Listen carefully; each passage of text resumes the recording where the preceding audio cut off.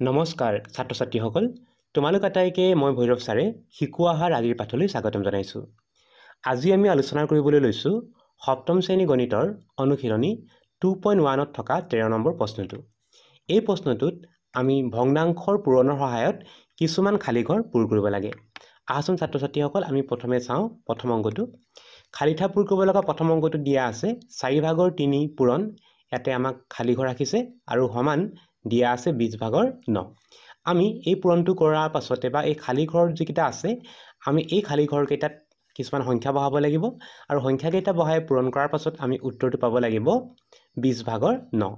ভগ্নাংশৰ পূৰণৰ বিধিটো মতে যদি আমি চাওঁ ভগ্নাংশ পূৰণত আমি সদায় লবৰ লগত লব অৰ্থাৎ আমাৰ 3ৰ লগত ইয়াত থকা ভগ্নাংশৰ খালী ঘৰৰ ওপৰত থকা সংখ্যাটো পূৰণ কৰিব লাগিব। আকৌ হৰকেইটা যদি চাওঁ প্ৰথম ভগ্নাংশৰ হৰ 4ৰ লগত 2 নম্বৰ ভগ্নাংশটোৰ হৰটো আমি পূৰণ কৰিব লাগিব আৰু পূৰণ কৰাৰ পাছত কি পাব লাগে চোৱা আমি উত্তৰটো যদি চাওঁ সমান চিহ্নৰ ফালে উত্তৰ দিয়া আছে 20/9। এইটোৱে কৈ আছে যে ওপৰত বা লবকেইটা পূৰণ কৰিলে পাব লাগে 9। এটা লব আমাক দিয়া আছে যিটো হৈছে 3।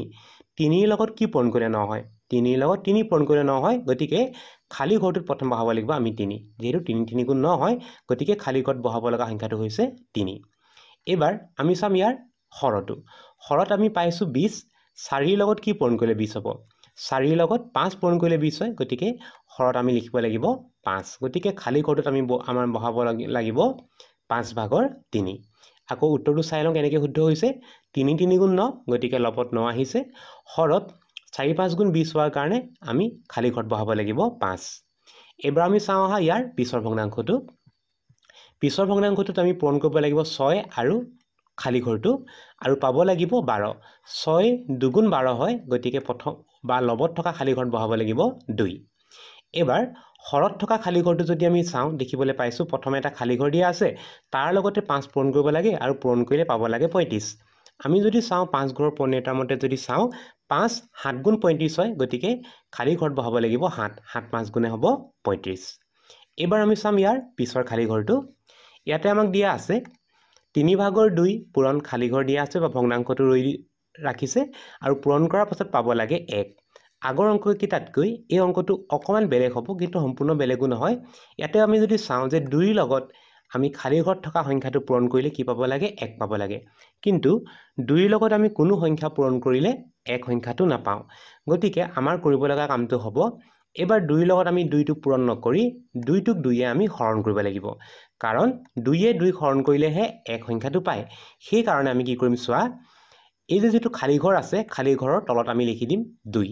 আমি কি কৰিছিলোঁ পূৰণ হ'লে ওপৰত লিখোঁ হৰণ হ'লে উল্টাই দিব লাগে। 2য়ে হৰণ কৰিব লাগে গতিকে খালী ঘৰটোৰ 2 নম্বৰ ভগ্নাংশটোৰ আমি খালী ঘৰত আমি কি বহাব লাগিব তলত 2 বহাব লাগিব। আকৌ প্ৰথম ভগ্নাংশটোৰ হৰটো দিয়া আছে 3 আৰু খালী ঘৰত আমি খালী ঘৰত থকা লবটোত বহাব লাগিব 3 আৰু এইকেইটা পূৰণ কৰিলে হ'ব 1। কেনেকৈ 1 হ'ব চোৱা 2 3 গুণ 6 আকৌ 3 2 গুণ 6। 6য়ে 6 হৰণ কৰিলে 1 হয়। তোমালোকে উত্তৰটো তেনেকৈ ভাবিব পাৰা নতুবা তোমালোকে কটাকটি কৰা অংকবোৰ কৰিছিলা কটাকটি কৰিলেও তোমালোকে উত্তৰটো 1 পাবা। কাৰণ ওপৰত থকা 2ৰ লগত তলত থকা 2টো কাটি দিবা আকৌ প্ৰথম ভগ্নাংশত থকা 3টোৰ লগত আমি নতুনকৈ বহোৱা খালী ঘৰত বহোৱা 3টো কাটি দিবা। কটাকটি কৰাৰ লগে লগে আটাইকেইটা সংখ্যা আমাৰ কটাকটি গ'লগৈ উত্তৰটো হ'ব 1। সেইকাৰণে আমি খালী ঘৰত বহাব লগা সংখ্যাটো হ'ব বা ভগ্নাংশটো হ'ব 2/3। এবাৰ আমি চাওঁ একেবাৰে শেষৰ খালী ঘৰটো। ইয়াতে দিয়া আছে 5 আৰু হৰটো ৰাখি দিছে আমি হৰত বহাব লাগিব 7। কাৰণ আগৰ অংকটোৰ নিচিনা একেই যিহেতু উত্তৰটো 1 পাব লাগে গতিকে তলত লিখিব লাগিব 7। মানে ওপৰত 7 আছে তলতো 7 দিলোঁ আৰু প্ৰথম ভগ্নাংশটোৰ ওপৰত 5 আছে সেইকাৰণে আমি তলত এটা 5 দি দিম। তেতিয়াহ'লে আমাৰ কি হ'ব কটাকটি গৈ উত্তৰটো পাম আমি 1। ছাত্ৰ ছাত্ৰীসকল আজিৰ পাঠটি ইমানেই আছিল। আজিৰ পাঠটি ইমানতে সামৰিছোঁ। নতুন এটি পাঠৰ আলোচনাৰ সৈতে তোমালোকক পুনৰ লগ পাম বুলি আশা ৰাখিলোঁ। নমস্কাৰ।